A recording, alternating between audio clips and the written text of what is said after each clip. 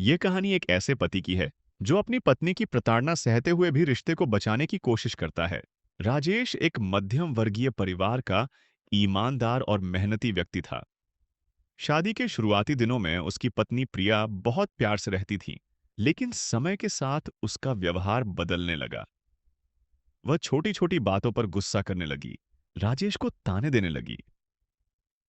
तुम दूसरों के पति जैसे कमा क्यों नहीं सकते? तुम्हारे कारण मेरी जिंदगी बर्बाद हो गई। राजेश ऑफिस से थक कर घर आता तो प्रिया उसकी थकान समझने के बजाय नए झगड़े शुरू कर देती।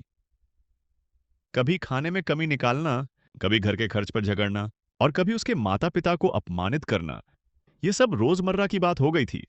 धीरे धीरे उसने दोस्तों और रिश्तेदारों से मिलना जुलना भी बंद कर दिया ताकि कोई उसकी निजी परेशानियां न जान सके। एक दिन राजेश बीमार होकर घर आया।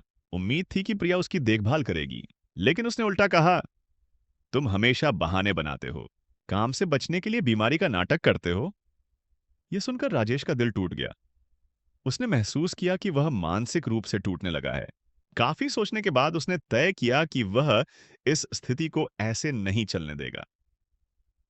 उसने शांत मन से प्रिया से बातचीत की और बताया कि उसकी बातें और व्यवहार उसे कितना चोट पहुंचा रहे हैं।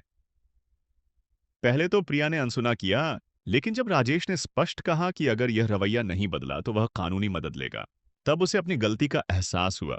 समय और काउंसलिंग की मदद से प्रिया का व्यवहार बदला और धीरे धीरे उनके रिश्ते में सुधार आने लगा।